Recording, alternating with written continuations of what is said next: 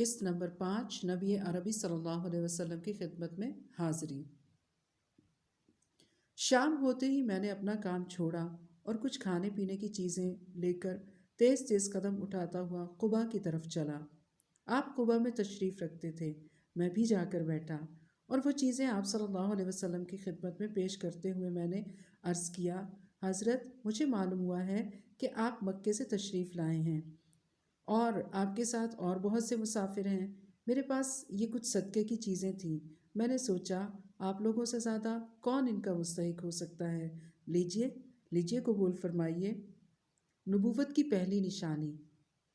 آپ صلی اللہ علیہ وسلم نے میرے ہاتھ سے وہ تمام چیزیں لے کر اپنے ساتھیوں کی طرف بڑھا دی اور ان سے فرمایا، کھاؤ، لیکن خود آپ نے کچھ نہ چکھا۔ میں دل ہی دل میں بہت خوش ہوا، یا اللہ تیرا شکر، پہلی نشانی تو مل گئی۔ کچھ دیر میں بیٹھا رہا، کبھی آپ صلی اللہ علیہ وسلم کے چہرے کو دیکھتا، کبھی آپ صلی اللہ علیہ وسلم کی باتیں سنتا اور دل کی عجیب و غریب کیفیت تھی۔ بہرحال کچھ دیر بیٹھ کر چلا آیا اور یہاں آ کر پھر اپنے کاموں میں لگ گیا۔ نبوت کی دوسری نشانی۔ اب مجھے ایک ہی دھن تھی کہ کسی طرح جلد سے جلد پھر آپ کی خدمت میں پہنچوں اور اسی شوق میں کھانے پینے کی کچھ چیزیں جمع کرنے لگا۔ جب کچھ چیزیں جمع ہو گئیں تو وہ لے کر میں روانہ ہو گیا۔ اب آپ قبا سے مدینہ منتقل ہو چکے تھے۔ میں خدمت میں حاضر ہوا اور وہ کھانے کی چیزیں آپ کی طرف بڑھاتے ہوئے میں نے عرض کیا، یا رسول اللہ صلی اللہ علیہ وسلم، آپ صدقے کا مال تو نہیں کھاتے، یہ تھوڑی سی چیزیں ہدیے کے طور پر لایا تھا کہ آپ قبول فرما لیں۔ آپ نے بڑی خوشی سے سب چیزیں قبول فرما لیں، خود بھی کھائیں اور ساتھیوں کو بھی کھلائیں۔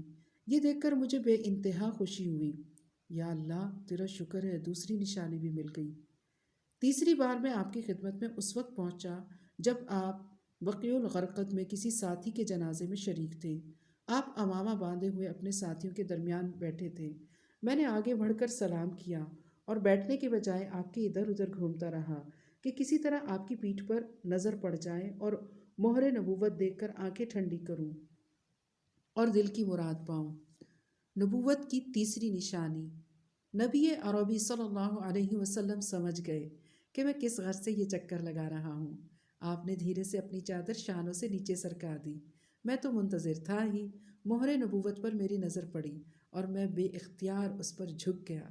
میری آنکھوں سے آنسو جاری ہو گئے۔ میں شوق میں مہر نبوت کو چومتا رہا اور آنکھوں سے آنسو بہتے رہے۔ حضور صلی اللہ علیہ وسلم اس منظر کو کچھ دیر دیکھتے رہے، پھر بڑی محبت سے فرمایا، آؤ آؤ ادھر آؤ، اور میں سامنے آ کر دو زانوں بیٹھ گیا اور میں نے حضور صلی اللہ علیہ وسلم کو اپنے دلچسپ سفر کی یہ پوری داستان سنائی اور اللہ کا شکر ادا کیا کہ اس نے ایمان اور اسلام کی دولت سے مجھے مالا مال کیا۔ اب مجھے ایک ہی فکر تھی کہ کسی طرح اس یہودی کی غلامی سے آزاد ہو جاؤں اور آزادی کے ساتھ اپنے پروردگار کی غلامی کروں۔ نبی صلی اللہ علیہ وسلم نے مشورہ دیا کہ تم اس یہودی سے معاملہ طے کر لو۔ میں نے یہودی سے کہا اور وہ تیار ہو گیا۔ طے ہوا کہ میں اس یہودی کو 140 اوقیہ سونا دوں اور 300 پودے کھجور کے لگا دوں، اور جب ان کھجوروں میں پھل آ جائیں تو میں آزاد ہو جاؤں گا۔ میرے اسلامی بھائیوں نے جب سنا تو رقم کا بھی انتظام کر دیا اور پودوں کا بھی، اور عربی رسول صلی اللہ علیہ وسلم نے اپنے مبارک ہاتھوں سے یہ پودے لگا دیے۔ اللہ کا کرنا کہ اسی سال ان میں پھل آ گئے اور پیارے رسول صلی اللہ علیہ وسلم نے اس یہودی کو وہ رقم دے کر مجھے آزاد کروا دیا۔ اب میں ہر وقت نبی عربی صلی اللہ علیہ وسلم کی صحبت میں رہتا اور آپ صلی اللہ علیہ وسلم کے دیدار سے اپنی آنکھیں روشن کرتا۔ ایک مرتبہ انصار اور مہاجرین میں بڑی پیاری جنگ ہوئی۔ مہاجرین کہنے لگے کہ سلمان مہاجر ہیں اور ہمارے آدمی ہیں۔ انصار کہتے، یہ تو پہلے سے مدینے میں رہتے تھے، یہ تو ہمارے آدمی ہیں۔ پیارے رسول صلی اللہ علیہ وسلم نے فرمایا، سلمان تو ہمارے گھرانے کے آدمی ہیں اور میں تو سمجھتا ہوں کہ میں دین اسلام کا بیٹا سلمان ابن اسلام ہوں۔ یہ تھا حضرت سلمان فارسی رضی اللہ تعالیٰ عنہ کا علم کی راہ میں شوق سفر۔ جو اختتام کو پہنچا۔ والسلام علیکم ورحمۃ اللہ وبرکاتہ۔